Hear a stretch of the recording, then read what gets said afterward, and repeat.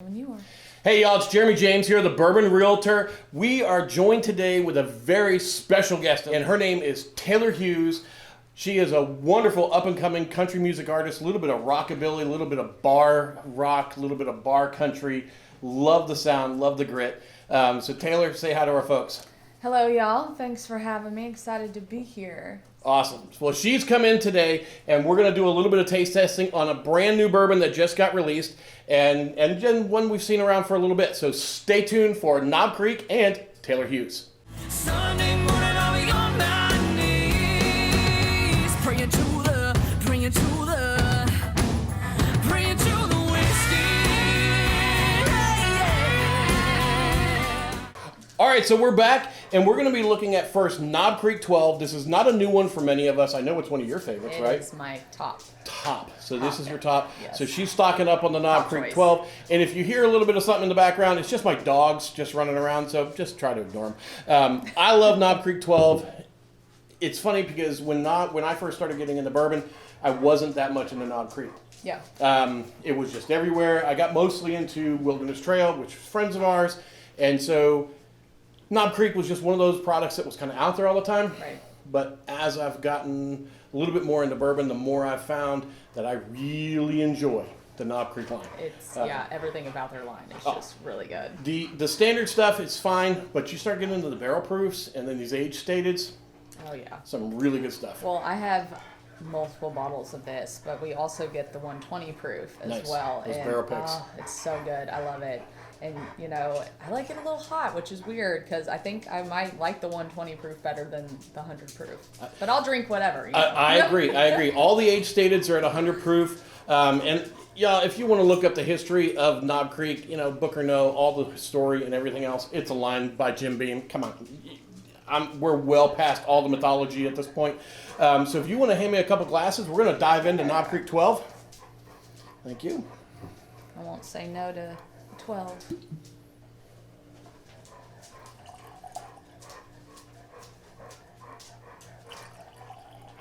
All right. And if you don't want all that, you can let me know. We'll just We'll just toss it. we'll out. toss it. We'll All take right. a little to-go box. Now this one's been open for a little bit, but That's all right. right up on the nose. Oh, it's nice. Lets that ethanol get off just a little bit. People talk about the Jim Beam and Knob Creek kind of peanut or funkiness. Mm-hmm. To me, it smells like toffee, not so much peanuts. Yeah. I definitely get sweet notes. I think that's probably like one of the reasons why I like it so much is that I'm not very big on like the woody kind of flavors, and this Think you one. might have a problem with this No, one. but we're gonna give it a chance. I love to give them all a chance, but this one has just always been my favorite, Right. and I've had the 15, and it was good. Yeah. But when I tried the 12, I was like, nope, this is my thing. Well, and a lot of people say that the 6 to 12 year range is the sweet spot for Kentucky bourbon. Mm-hmm. It's been in those barrels long enough. It has enough age. You still get a lot of that sweetness. You still have some grain notes coming through. Yeah. Most of it's barrel notes by that point. But then by the time you get up to, 15 and now 18, a lot of that is, it's almost all barrel notes. Right? Yeah, and it gets a little less sweet. yeah. For a lot of not just like Knob Creek, but just bourbons in general, I feel like I always go towards the 12 years. Yeah. Even like It's that on the mature Weller, side. Yeah. the 12 year, I do love the foolproof though. It's probably my favorite. My But favorite is that that Antique one, 107. that's my husband's favorite, I think. Oh, it's either that or the 12 year, but he also loves the Pappy 12 year. Well, That's his obviously, favorite, who right? doesn't, right? The Antique 107 was honestly, that was my gateway into bourbon. That was one of the first ones I Really? ever tasted. And I didn't grow up here. I grew up East Coast, and so I was introduced to bourbon. All right. And someone said, "You got to try this," and I tasted it, and I was like, "Yeah, okay, this can work." It was just those butterscotches. I Oh, loved yeah. all those butterscotch Well, notes. see, I'm a Kentucky girl, so like bourbon's supposed to run through our veins, right? Right. Well, I used to be very big on like tequila and rum, and my husband was like, "This is a no-go. Like, we gotta fix that." Gotta fix all this. But what he didn't know was gonna happen was that I now have very expensive taste in bourbon. He's like, "I'm pretty sure I shot myself in the foot." I was like, "See, it's your fault." It's like exactly what happened that I did with my kids. So I watched everybody else, and they're all raising their kids on chicken McNuggets and chicken tenders and chicken strips and all this other kind of stuff. Yeah. And I'm like, no, that's not happening. My kids are going to have an expanded palate. Now they say, hey, Dad, let's go get expensive high-end sushi, and let's get the prime rib, and let's get the bone in. And I'm like, where are the chicken nuggets? Right? Yeah. Well, same thing. I would not touch seafood, and then he was like, "Here, just try it." And now I'm like, "I want scallops. I want lobster." And he's like, "Okay, no." Oh, yeah. Same thing with my kids. It's like, he's like, "How about some cod?" And I'm like, "No." God. What is this? What is this trash? Come on. This peasant food. Exactly. That toffee is all up in my nose. I got the oak and that toffee. To me, that's what the 12 is. Yeah, for sure. It's so good. It's real smooth. And what's funny about the 120 proof is that I still think it's pretty smooth as well. Mm-hmm. It's hot, but it does the job. I talk about it like drinkable. Yeah. Because what Elmer T. Lee would describe as smooth is a Blanton's bottle. Mm-hmm. Listen to that interview. Elmer T. Lee, I respect him. Everything he did, we did not have similar profiles. Yeah. He liked very tame. He actually drank his Blantons with Sprite or 7-Up. That's the way he preferred his bourbon, period. I did not know that. I watched an interview on it the other day, and I'm like, mind blown. And then he talks about it, and they asked him about these barrel-proof products and everything else. He goes, I just can't see how people would ever want to drink that. And then all us bourbon high-proof snobs were all like, what? I know, yeah. Exactly. What do you mean? The bigger the number, the better. Oh, yes, absolutely. Well, I love the Elmer T. Lee, right. But you just can't find it anywhere. Yeah. One release a year, and like once it's out, it's like $300 a bottle, and everything else. It's insane, and it's supposed to retail for like what, $40 or something. Well, Blanton's is $65. It's fine for a $65 bourbon if you're collecting it for the trinkets and everything else, whatever. Mm-hmm. But like I said, we just did a tasting on it the other day. I watched, and I was like, look. You have one on your bar, you do your thing, but the rest of the good stuff is in all these other bottles. Mm-hmm. I mean, there's just so much more out there. But that was what he was looking for. Yeah. So when you go back in time to the mid 1980s, and you think about what they were coming out from, and it was all tequilas and vodkas, and they were trying to bring bourbon into the mainstream. Yeah. That makes sense. Right. Today, in a full flavor environment like we have today, you wouldn't get off the ground with that today. Oh, no, for sure. And I think, bourbon has started to become so popular now, and people are being more open to it. And, all my girlfriends, they're not bourbon drinkers. I have a few that I've found since I moved to Nashville, but, my regular friends, they like the seltzers, or, which I can't do it. It's static. You bring me a White Claw, and I'm like, just get it away. Nope. If you want to taste static, it's all about that. I can't handle it. My son used to be all about the White Claws. Oh, Dad, you're great. And I'm like... Oh, my husband loves them, too. and now he's going to school over in Louisville now. And he goes, Dad, everybody over here drinks bourbon. I said, finally. You're like, yes. Finally. And he comes over now, and he's sniffing through my stuff, and I'm like, hey. Yeah, you're like, your palate's not developed yet. Yeah. This 12 has got to be one of the easiest drinking aged bourbons. Mm-hmm. And at 12 years old for under $100, in my opinion, it really starts to show contrast to a lot of these other bourbons that are $100, $150, $200 for 8 year. Yeah. And you can get this at 12. And it's Jim Beam. It's what it is. But it's good. Yeah, it's really good. This has got a lot of barrel notes in it, a lot of that oakiness, but for me, it's that toffee. It's like not quite pralines. It doesn't have that kind of sweetness to it, but it's that nutty toffiness and everything else. Yeah. And it's definitely a good, if you're looking for a good holiday bottle, gift findable. To bring. It's findable. You show up with a bottle of Knob 12 to a party. I'd be your best friend. Yeah. I'd be like this dude right here. Give them all the good food, It's so funny because people ask me, they say, what should I give for a gift? And I'm like, look, how into bourbon are they? And they're like, really into bourbon. I'm like, okay. Then I know where I'm looking. I know what I'm recommending. Yeah. And Knob 12 is always on that list because you bring in something like that to somebody who knows, and they're like, okay, all right. And this is not just your standard grab off the shelf and go. This is some all right stuff. Oh, yeah. And it's definitely I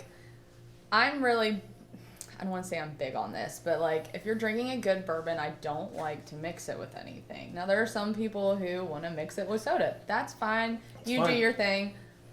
but I'm secretly gonna be like, why are you doing that? Why are you doing that? Don't do it. It's funny. We have a saying, and it's, you can drink your bourbon any way you want. You just can't drink my bourbon any way you want. Yes, I love that. Okay. Anything on the shelf, this is my shelf. I'm gonna serve it to you in the way that I think that you should drink it. You get home and you take your Pappy 15, you want to mix it with Mountain Dew or Code Red or whatever else. Oh, wow. That's your dime. Yeah. I'm going to internally scream and die a little bit on the inside. Right. But it's fine. Right? It's fine. That's my mother-in-law comes over and she's like, well, I'm going to grab this. My husband's like, no, No. you're not. He's like, you can take the bullet and put that with your Sprite.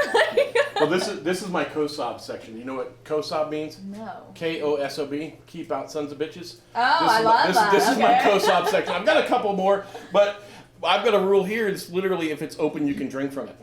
And it means you can drink from it neat. I don't. You can see this is not a wet bar. This is a Glencairn bar. Right. So you can pour, and that's it. We just do pours. Yeah. So, but yeah, KOSOB. This is my KOSOB section. The Russells is really good. The 13. I called this as whiskey of the year last year in July. I saw In that. I was July. watching your videos. It is good. I really People were it. like, it's way too early. And I'm going, dude, anything's better than that. I want a bottle of it. That's all I'm saying. Right. And sure enough, we put a committee together. We named it Whiskey of the Year. Minnick named it Whiskey of the Year. They're like, oh, you saw that? I'm like, that was some really amazing stuff. It is really good. The Duke, this is the one that got our show started. I haven't had that one. It's really good. It's 9 years, double barreled. It's actually finished in French Grand Cru. It's got a lot of those stone fruit flavors in it and everything else, so really big. And the new one that they released, I think last year, is 10 years double oak in the finished beer. Okay. So it's big. You actually have quite a few I've never had. Which ones? Like? I haven't had. Oh, we'll have to. We've got a few of these at the house. There's actually quite a few. These are friends of ours. This is. I've never had that. That's from Spirits of French Lick up in Indiana. Okay. They're really, really good. I've Alan had Bishop. pretty much all their Oh stuff. yeah, Old Forester. I like Peerless. making old fashions with them. That's a old 1920, 1910 are phenomenal old fashions. I like a Knob Creek or even a Wilderness Trail High Rye for that 4 year. I do. I really like the Michter's rye in an old fashioned, but you gotta smoke it. Yeah. Oh yeah. Yeah. Well, that's almost the only way I'll fix an old fashioned anymore. It's a smoked old fashioned. Oh yeah. Well, that's another thing. It's like we'll go to our favorite bar down where we live, and I'm like, I need it smoked, and Drew's like, that costs extra, and I'm like, that's the only way I want it. See, there is a cartoon that resonates so much with me lately, and it's Homer Simpson. He's sitting in a bar and he's just like, and there's everybody I know around what you're it, talking and they're like, everybody enjoying the bourbon, and you're sitting there looking You're sitting at there the looking at miserable it, yes. selection, going. That's how I am. And I'm like, I look through the menu and I'm like, I have a better bar than this. That's how. Like, I refuse to if we go out to a bar and it's not like a I won't even. high quality bar. I'm like, I don't even know what to order. I'll just get a cocktail or something. I'm like, just give me like a bourbon and Diet Coke because I know you don't know how to make an old fashioned. I've been spoiled. That's my problem. I agree, and I tell people all the time, in the world of like professional cooking chefs, the standard is how you make scrambled eggs, and so they're given the scrambled egg test. Why? Because it's something majorly simple, but way easy to mess up. Yeah. And so they give them a scrambled egg test. For me, it's the old-fashioned test. I can tell a lot about my bartender by the way they make an old-fashioned. Yeah. And I put them to the test every time. I said, make me an old-fashioned the way you want to make it. And they're like, not the way. And I said, no, the way you want to make it. It's fine. Do what you want. And I love the ones that step back and go. And then they start building it. That's fun. I hate when I order one and I see them put all the stuff in there like Sprite and stuff, and I'm like, whoa, what are you doing? Yeah. The minute my old fashioned starts getting seltzer or any sort of soda, I'm in like, it, you know what? dying. You can change my order. Like, you clearly don't know what an old fashioned is. Seltzer water has no place in an old fashioned, in my opinion. Just, If you like it, fine. Just don't invite me over. just don't make me an old fashioned. Love it. All right, I'm going to finish this one off. Do we need to pour yours out, or are we still good there? I think we might have a behind the scenes guest. We got a behind the scenes guest. Here we go. You gonna do a swap? I'm spoiled. I get an extra cup. Right? I'm telling you, it's that butterscotch and that toffee. That's the note. People call it peanuts. It's not. It's not peanuts. No. I can put my nose in a jar of peanuts and it doesn't smell like right. There is one that does smell like peanuts, though. I'm trying to think of which one it is that I'm not a big fan of. I don't know. They say Dickel smells like or tastes like vitamins, like Flintstones or something like that. Really? I don't know how I feel about that. I don't know. I don't get all those notes. So I love the reviews that come back. Yes, it smells like Moroccan cherries. I'm like, you just need to stop talking. Yeah, right. It smells like Fruity Pebbles. I'm like, does it? That's an interesting take. Always a favorite. All right. I'm scared to try this because I love this one so much.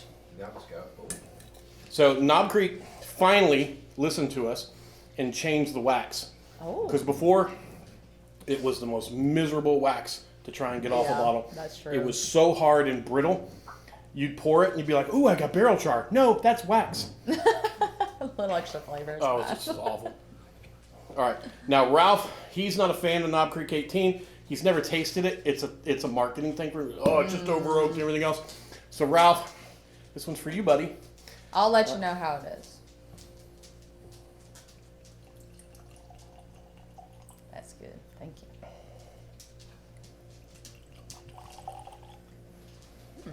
It's an interesting smell. Have you had this one yet? I have not. This is fresh crack. All right. This is fresh crack. That's aged oak. Oh, for sure. It's all wood. It's very woody. No alcohol on the nose on this whatsoever. I did notice that. My nose, my Which, schnoz is right down When the nose. I smell stuff like that and it's just hits you, I'm like, I don't even want to try. Like, don't do that to me. It's bad. They tell you, start smelling from a ways off, and I do. And usually, if I get to about here and it's kicking me out, then it's Yeah. like that needs to open up. Yeah. But at 100 proof, this one's very approachable. The predominant is those wood notes. I mean, it's just I'm getting aged a lot oak. of that. Not really anything sweet. Mm-mm. No, we might have to mix it with Diet Coke or something. It's weird because I just got like, it's almost like cashew. Yeah, I can see that. Now that you say that. But that would be it. It'd be oak and cashews. All right, here we go. All right.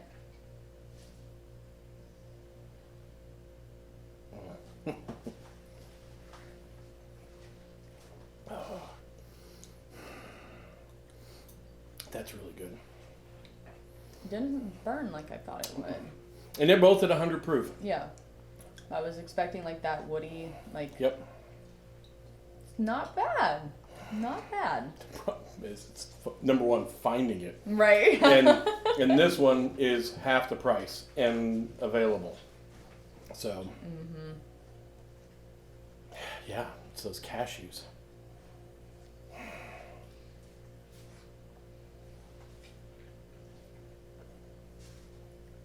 Yeah, I'm definitely getting the whole oaky. Yep. Very minimal sweetness up front. Much more rich and complex oaky flavors, wood notes, Yeah, all on the backside. for sure. Especially like on that first sip, you get like just the slightest burn, but it's not Right. like an uncomfortable burn. It's just like a little bit of heat, like a little pinch. Yep. I call it like a black pepper. Yeah. Just kind of a little bit of a bite, not uncomfortable. There's some, like the Russell's Reserve 13 has almost a jalapeno type of heat to it. Yeah. Not the spiciness, but just that warmth where it just covers your mouth. Yeah, it just But kind of sits there. This has more of like a black pepper type of a mild heat. Yeah.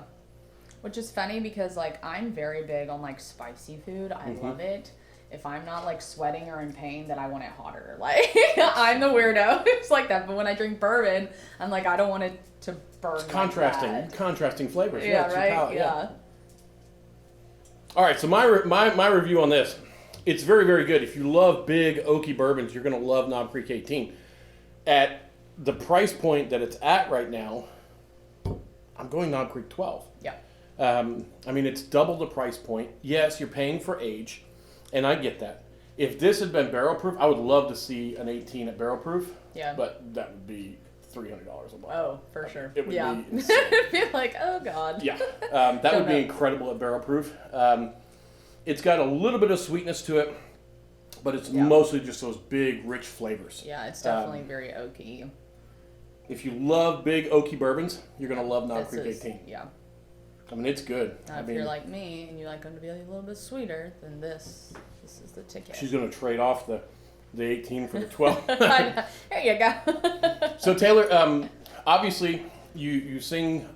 Do you define it as country? How do you define Yeah. your musical style? So I'm definitely, I claim that I'm a country artist. I just have a lot of southern rock and blues influence. I grew up on classic country, but I also grew up with blues playing around in the house. Now and- define classic country, because you're younger than me, and the things kids talk about as the As classic. oldies today make me want to strangle and commit crimes. Maybe not classic. So like I think the best era of country music was the 90s. Okay, Garth Brooks, Clint Black. Yes. Yep. Okay. I agree.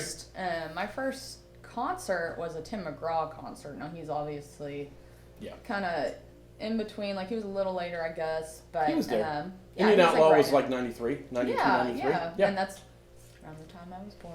So. We won't tell you how old I am. I can do the math. That's the year I graduated. I'm fresh 16. What are you talking about? Oh my gosh! Yes, it's only the year I graduated, so it's fine. No, it's fine. But- What's the Ross Geller? No, I'm fine. It's fine. It's Why am I talking that? I don't know why it's all squeaky. I'm fine. It's a good show. Oh, I've seen it way fine. too many times. I'm fine. No, but like I grew up on that, Faith Hill, Tim McGraw, Garth Brooks, Reba McEntire. I'm a huge Johnny Cash fan. I love Johnny Cash, but I also, Leonard Skinner. When he cut, I Hurt Myself. Oh gosh. Oh, that song. He did it better than what is it? Nine Inch Nails. Yeah. He did it way better Oh, than they did, yeah. and they even said so. That's so They were like, good. "This is an amazing song." And Johnny Cash is just like, Well, he lived it. oh. Yeah, when he sang that song, Yeah. he'd been down that road. Yeah, he knew exactly what the song was about. It's funny when like people will cover songs and it's almost like they wrote it. Right. There's a ton of songs. I'm like, man, wish I would have wrote that song. It's like Nice. this is my life kind of Nice. thing. But my dad always had Leonard Skinner, and I think he listened to like Molly Hatchet and Little Feat, Marshall Tucker, the band, like just stuff like that. But my heart has always been in like country music. Right. My biggest idol is Miranda Lambert. So like Nice.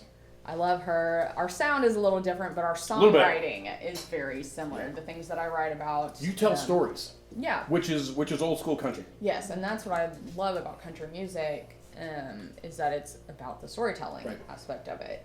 And I love either, writing about my stories or somebody else's stories, or Right. sometimes we'll just make things up. Sure. And you have no idea. Like, it's just what's kind of fun about what I do. The one I say a lot of the country that's written today is written by people who heard a country song once, and not necessarily lived it. Right. You can tell the stuff from the 90s, they weren't writing about songs about pickup trucks and dirt roads. Yeah. They were writing songs about their life. It included pickup trucks and dirt roads. But, But that's now not those what things, it was based around. right, now those things are Yeah. cliche. And so they're thrown in all the time. It's one of the reasons why I like your Praying to the Whiskey. Obviously, it was what I connected to right away. I love that. It's a big, hard-hitting song straight away, and it's just a brash.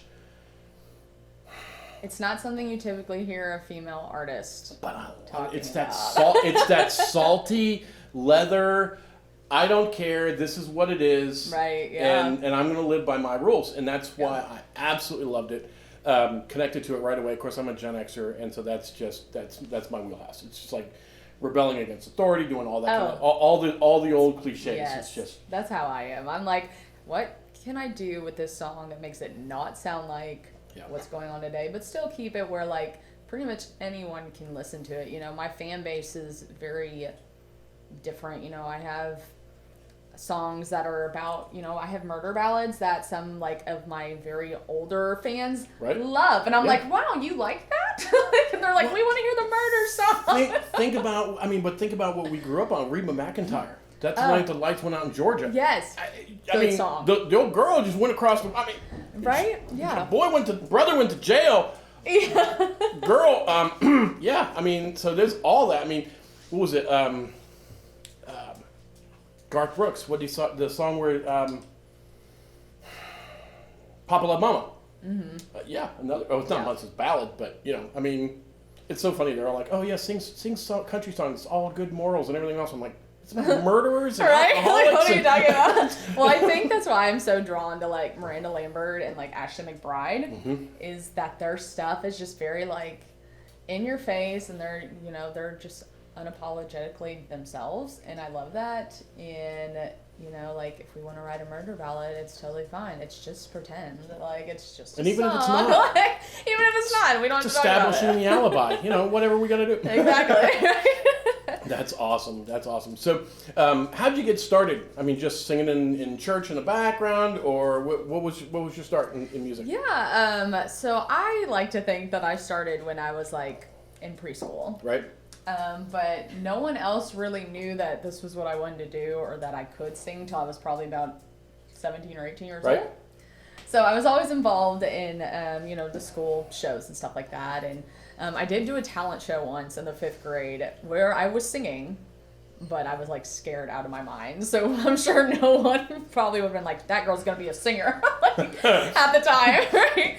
But I actually was very involved in like athletics growing up and stuff too. So as I got older, that kind of took over my life. Right. So that was my main focus. Yeah. And I didn't really talk about music to anybody except for like a few of my close friends and whatnot. But I injured my knee my junior year of high school, and that kind of just ended my career completely. I was never able to like fully recover. Right. So that's when I decided to pick up the guitar, and I asked my dad to take me to go get guitar lessons, naturally, right? So he was like, oh, sure, why not? Yeah, so we went over to the doo-wop shop and met my guitar teacher, Polly Felice, who, come to find out, was someone my dad babysat way back in the day. Nice. So it was almost like this full circle moment, like it was meant to be that we met, and we, instantly connected, and only had a few lessons, and I was singing like during one of my lessons, and he was like, oh, you sing? And I was like, oh, I dabble in it, I sing in the shower, no one actually knows. And he was, he got excited, and he was like, oh, we're going to take you to Nashville. And I was like, oh, okay. Oh, that's a little fast. Yeah, but all right. What is it that escalated quickly? Yeah, that's exactly. That is the definition of escalated quickly. And so he told my parents, he was like, I'm going to take Taylor to go sing on this TV Comcast down there. And they were like, you want to what?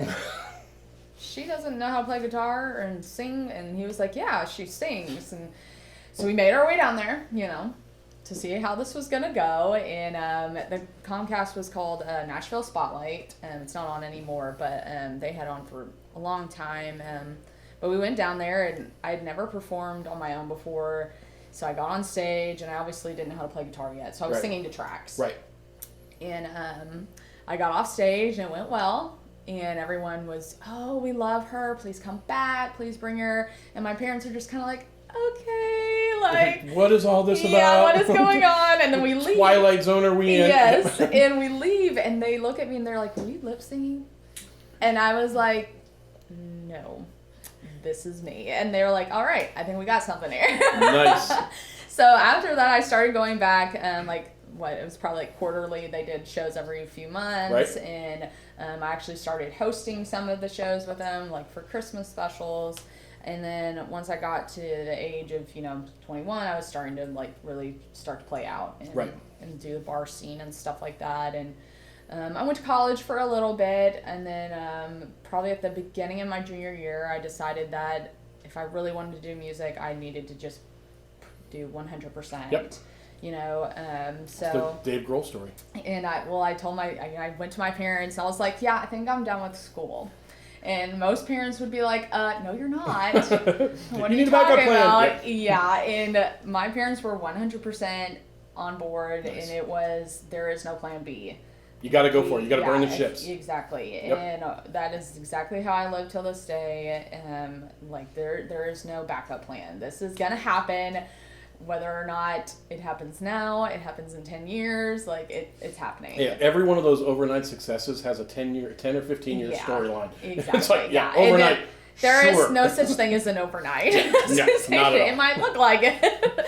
But no, a lot of us have been grinding for years and years and years, and it's kind of funny, like songs that come out that you hear and you're like, oh, there's this brand new song. They probably wrote that song 5 years ago.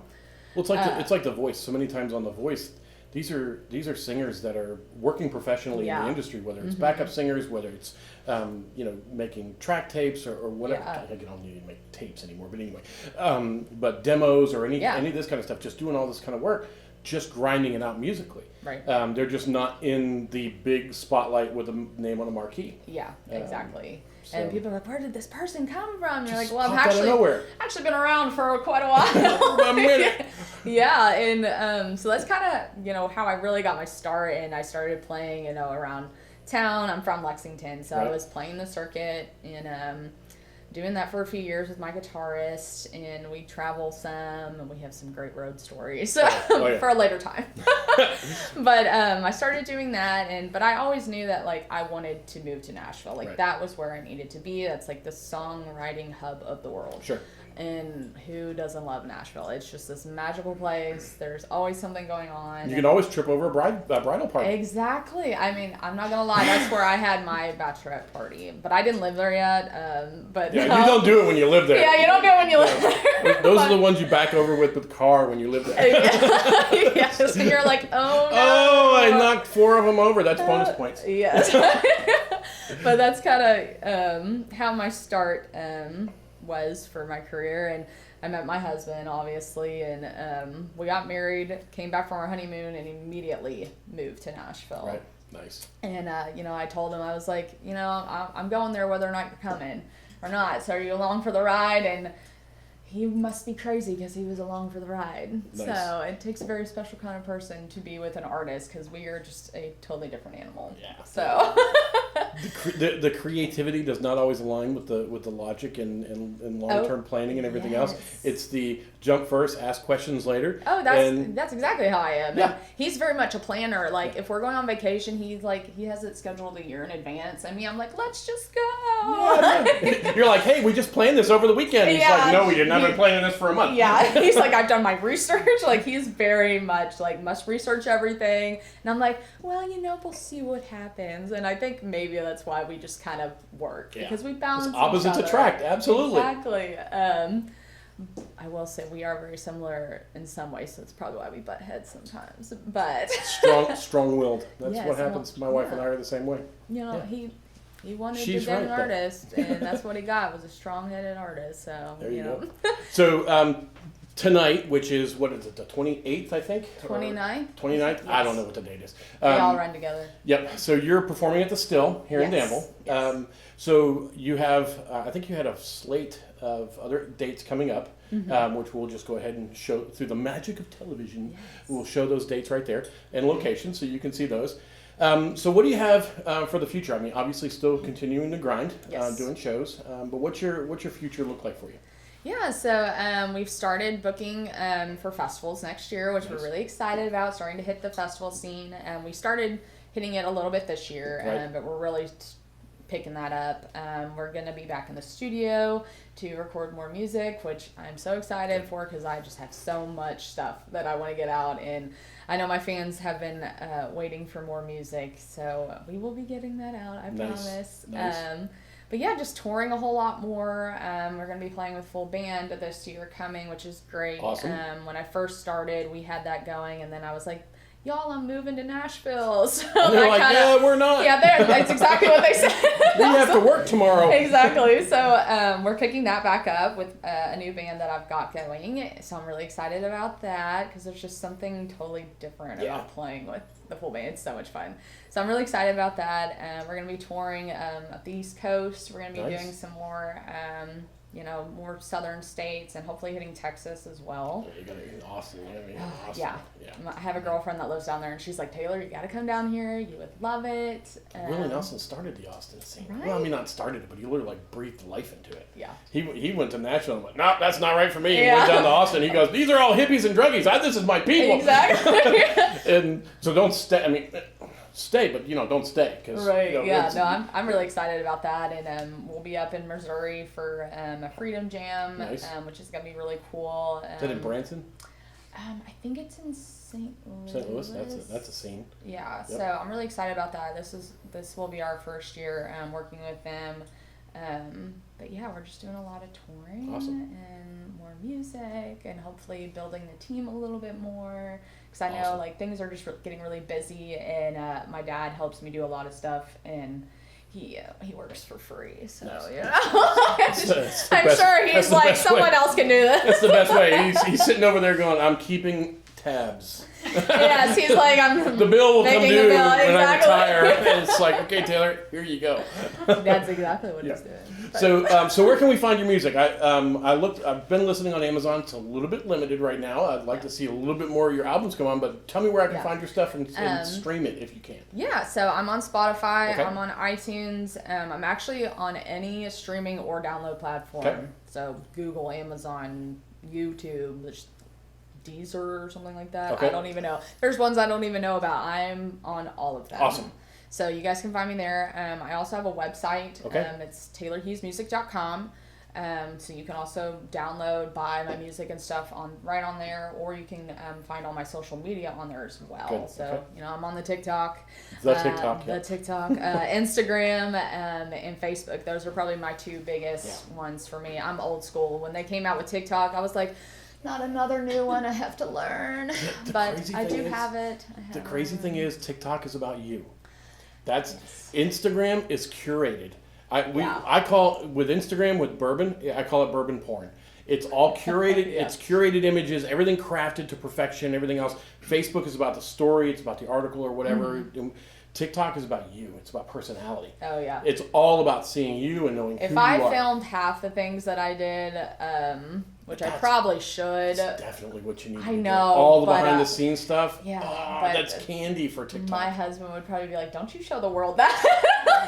But they don't need to know that you act like that. That's exactly. I mean, seriously, even like behind the scenes stuff, going up on stage or whatever, any of that kind of stuff. Yeah. The stuff going on just before, those things we don't see. Mm-hmm. It's that access. That's what TikTok absolutely loves. That's what it thrives on. And I think what it is for me is that like I'm always like, I love to just be in the moment, that I forget to do those things. And I'm like, I should have recorded that. I should have taken pictures. I'm the same way. I'm driving home or on the road somewhere. I need to do this, and then I get home and then I try to set it up. And I'm like, the whole thing's different. Right. You're like, I don't feel the same. Right. It's gone now. It's gone. Yeah. So, we're gonna let you all listen to my favorite song of yours. It's "Praying to the Whiskey." Yes, check it out. So listen to "Praying to the Whiskey" by Taylor Hughes.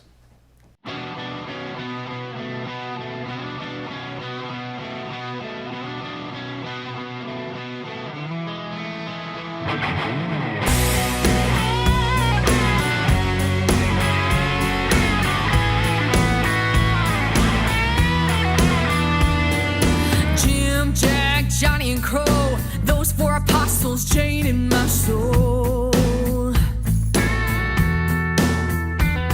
That's pretty rough company for a Catholic girl like me to keep. But they're alright by me. My mama would faint if she knew these things about her daughter, you see. But what can I say? God made me this way. Y'all better pray for me. One bread and the rosary just ain't enough for me. Baptize me in the brown water. Over ice don't get no hotter. Devil's cut, that ain't my father. I won't quit till I hit the bottom. Sunday morning I'll be on my knees, but tonight you can find me praying to the whiskey.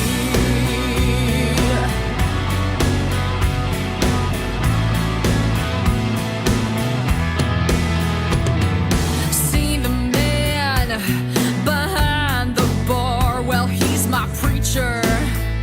Till he yells, last call, I'm a sinner. But I don't mean no harm. I'll be confessing till the liquor's all gone. One bread